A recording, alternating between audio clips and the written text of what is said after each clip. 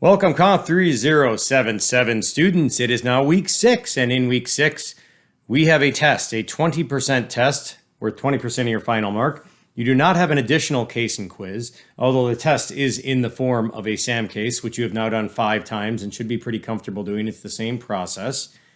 And I'm going to talk about the test in this video. I'm not going to show you the test. There is no video that shows you every step in the test like we do with the weekly cases. You're going to have to go through these steps on your own and figure them out. It is a test. But there are some things I want to cover. And then in the second half of the video, well, kind of the second 2/3 probably, I'm going to actually go through some stuff in the test and go through the list of things that are on the test.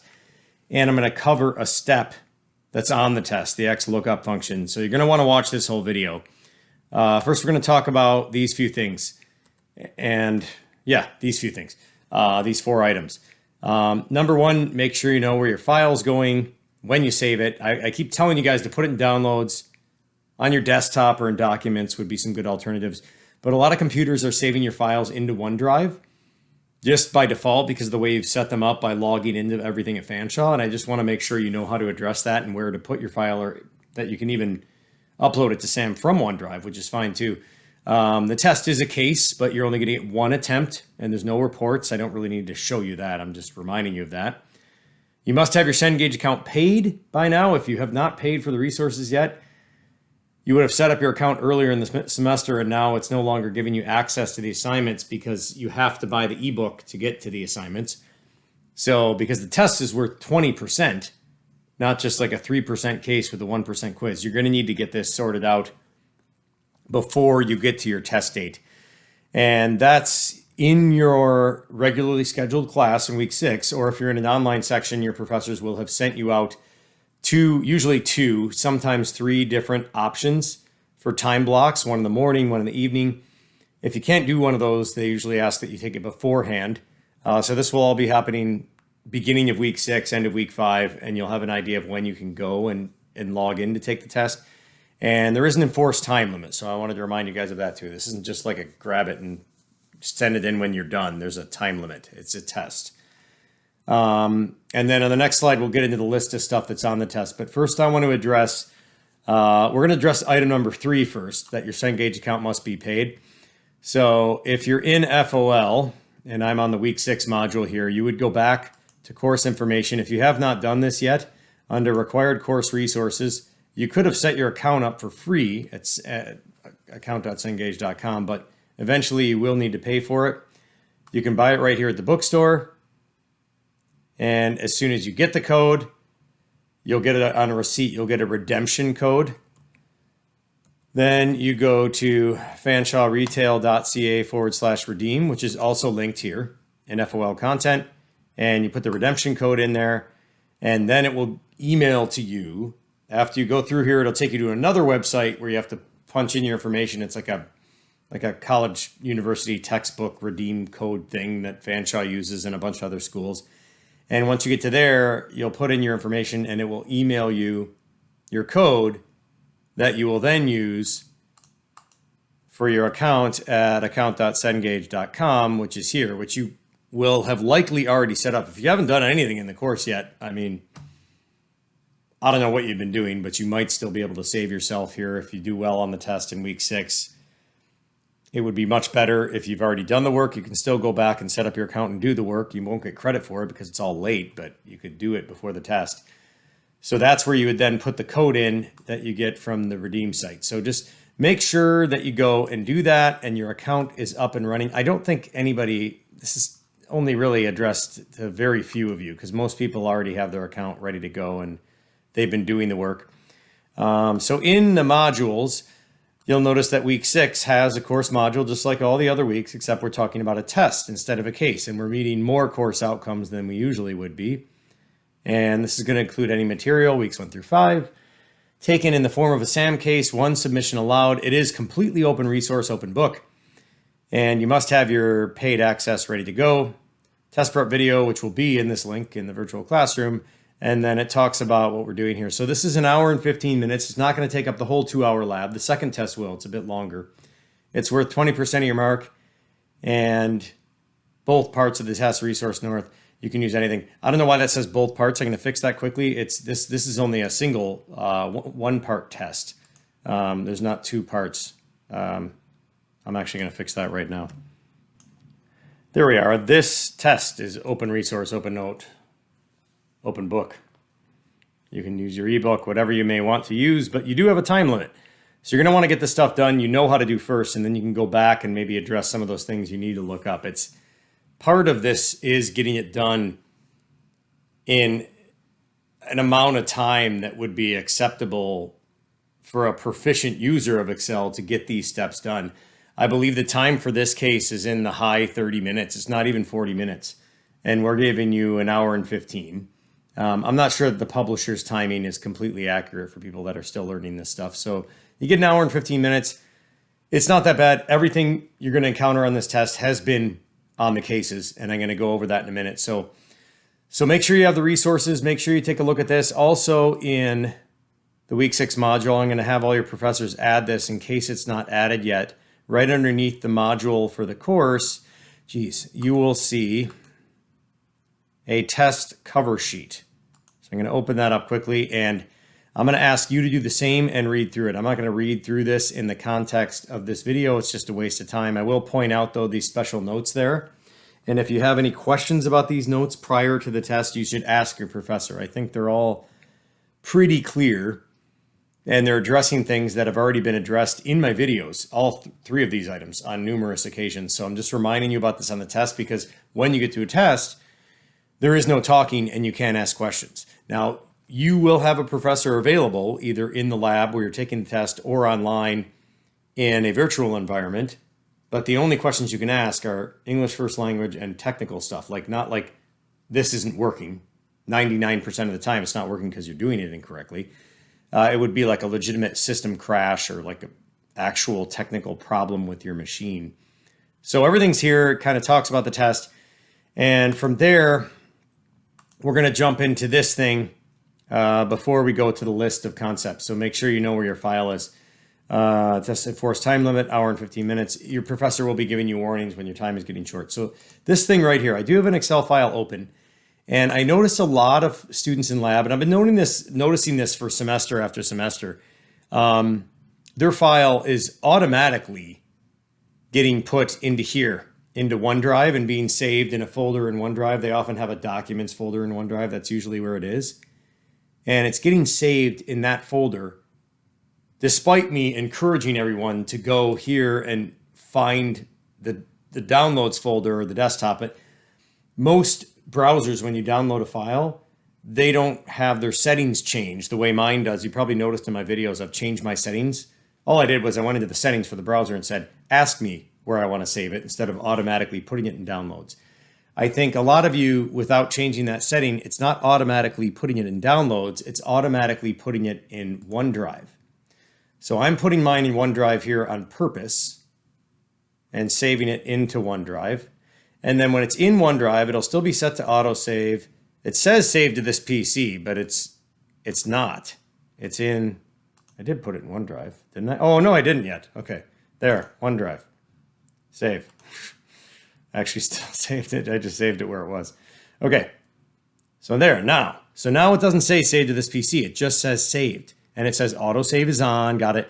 So a lot of you have this situation while you're doing the case, but you had also saved it in your downloads to start with, which is confusing to me. I don't know how it got into both places. And then at the end, when you're submitting the case, people are submitting a blank file that they have in downloads.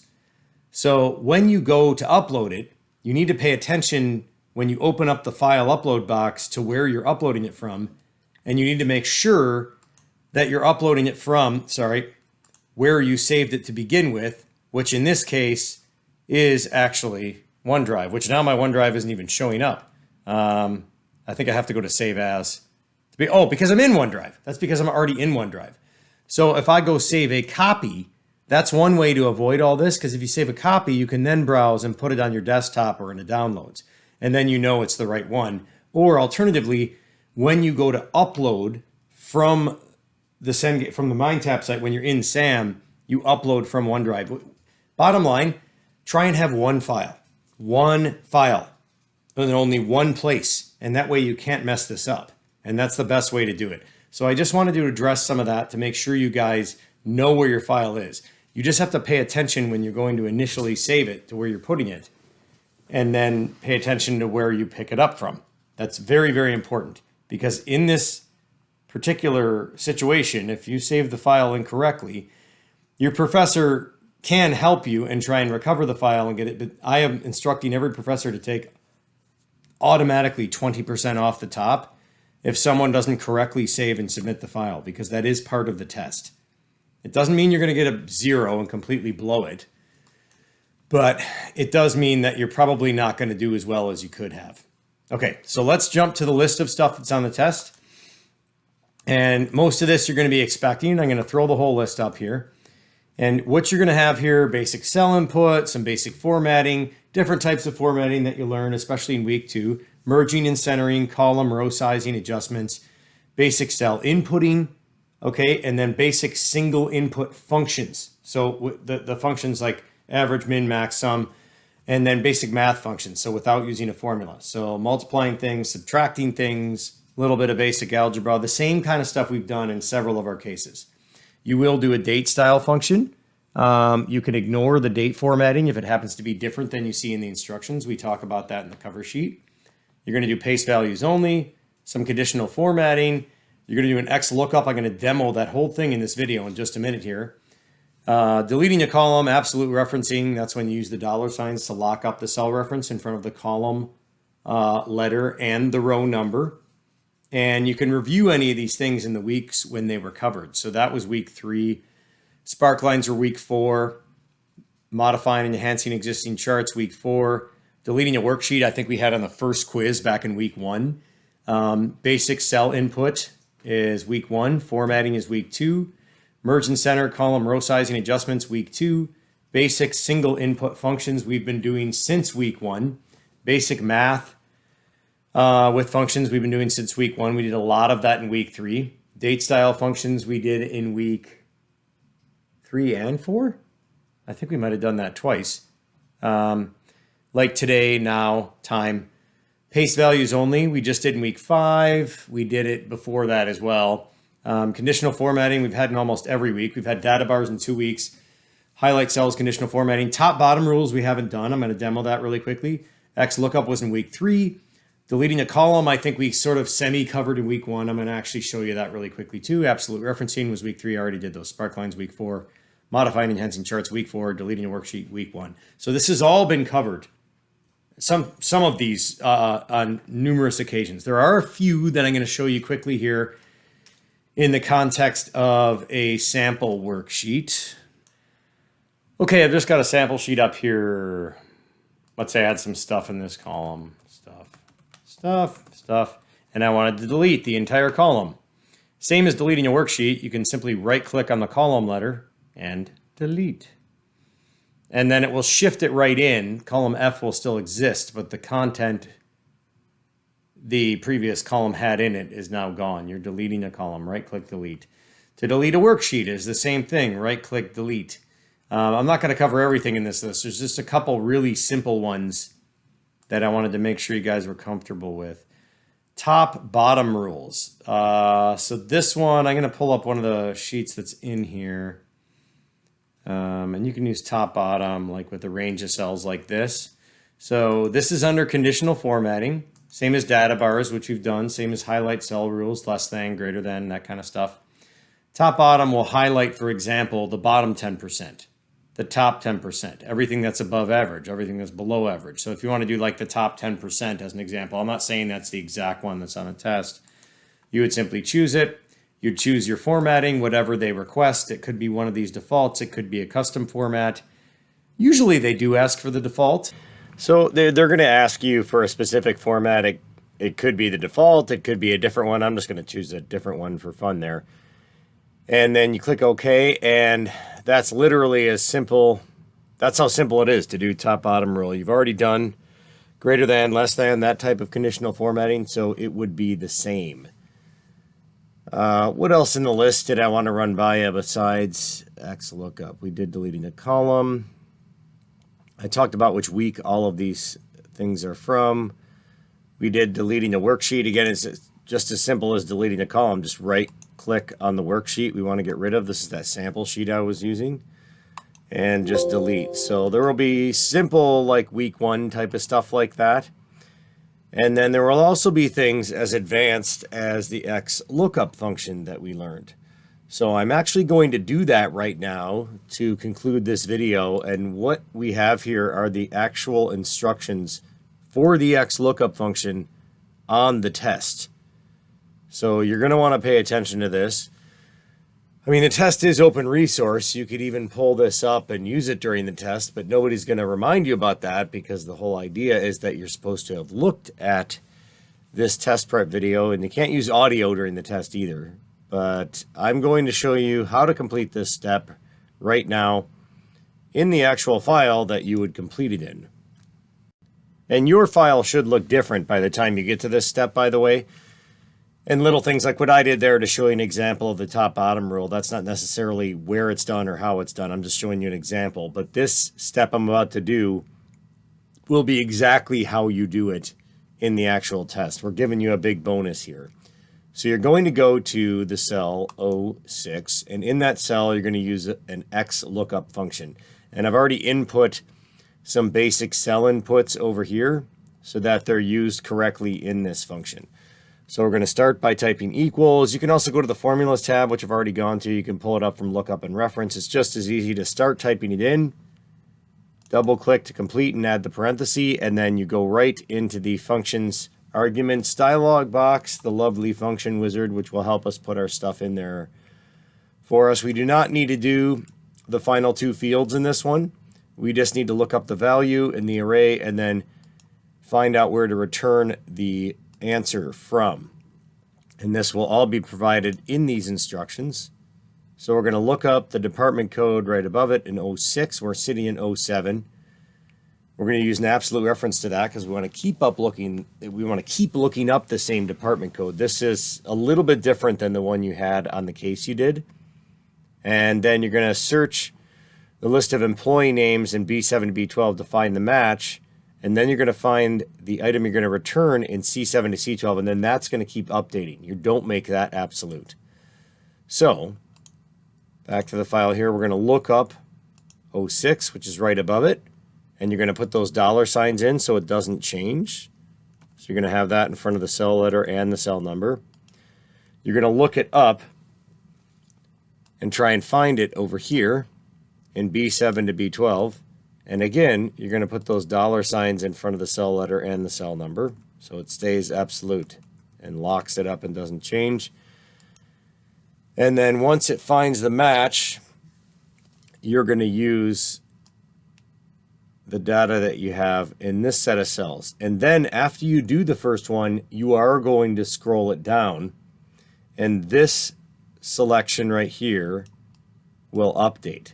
These two should be absolute. Okay, so once you have that input, this is what you're going to have. You're going to click OK.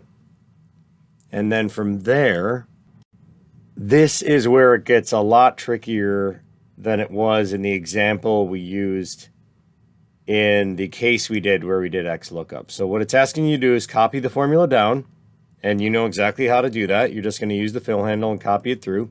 So you're going to take this formula and drag it through, and obviously there's going to be, it's not going to match what you see in the final instructions. And again, neither are the colors and a bunch of things that are missing here. I've only input what I needed to input to get this step done for you to show you how to do it. So from there, once you copy it through, you go to each one, and what the next part of the instruction is asking you to do is to look at what you have in column N. So look over here, and on the second one you drag down, you're going to find the data that matches up for this, which is D7 to D12, and then E7 to E12 for managers. And then for support, it's F7 for, for G, that's the total, that's in G. Then you go to turnover, and you're over into I. And then this one, turnover percent, budget, and all. 1, 2, 3, 6. So all 8 of these, basically. So you're going to go to each one, and you don't necessarily have to do this by pulling up the function arguments box. It might be easier not to. It's up to you, but I'll do the first one in the function arguments box. So this is what you're going to remove, the return array, and instead you're going to pick up the next one over for bankers, because it's bankers here and bankers there.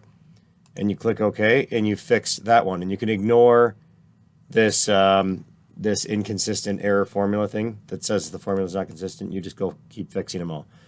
This one, again, we'll do this one in the function arguments box. Return array is not that. You can get rid of that and pick up the next one because, again, managers, and then you just keep going. And if you don't want to use the function arguments box every time, so this one is support, you can highlight it in here and you can copy right over it in here. You don't have to pull it up. Once you figure out what you're doing here, total, go there, copy right over it. Now we're going to skip that H column. We're going to go to turnover, which is right to there. And you can see what I'm doing now right to the end. And you can backspace it first and then pick it up just to be safe so there's nothing in there. Oops. Hang on, I kind of messed that one up. Easy to fix. Go in there, get rid of it, pick up the correct range, hit enter when you're done. That's what I'm doing each time, is just hitting enter. In the range, get rid of it, pick up the correct range, which are not calculated in there yet, but it's still going to work. It's just going to come up with nothing. And if you had numbers in there, go here, get rid of that, pick up the correct range, and then finally the last, oops, that one picked up a bunch of extra ones too. I'm not sure what, my mouse keeps slipping there. Get rid of it first. That is the safer way to do it. Then put the correct range in, and then finally, and you're going to have to format these in the end too. This one's commercial, so get rid of that C range it copied through. Pick up the correct range. Make sure you don't pick up the total when you're doing those. And then you've got all these, and then finally it says apply number formats to match the corresponding number format in the summary table. So for this one, if you look down on the final figures, you're going to see that you don't really have to do anything to these 6. It's just these 3. And even this one's going to need to be percentage that's formatted the same as the percentages in here. So when you follow the instructions, you'll know how to pick up that format, and that one is copied in there. This one needs to be formatted like these numbers. So you don't really have to look at that and try and figure it out. You can just sit on one of these, use Format Painter, and just set it up that way. Same with this. Format Painter, format the percent. And then this one, which would have been the first one you did, you'll be able to do because you will have already done this step, and you could do it the same way with Format Painter. And then you have completed that step. And that is the most complicated step on the case. And we've just given you the entire step because it was a little bit higher level than it was in the weekly case we did prior to the test. And that pretty much gets you through the whole list. Everything else you've done will be just like we did in the cases, and you're going to be in great shape. So again, you can pull this video up while you're doing the case, but you cannot listen to audio. There is no audio allowed. So just keep that in mind. And that's it. You guys should be ready for the test now. Make sure you're comfortable, feeling good. You got your coffee, and you guys are going to do great. And there'll be no other weekly case or quiz during week 6. And we'll see you back in week 7 for the week 7 case and quiz. And that's it. Good luck.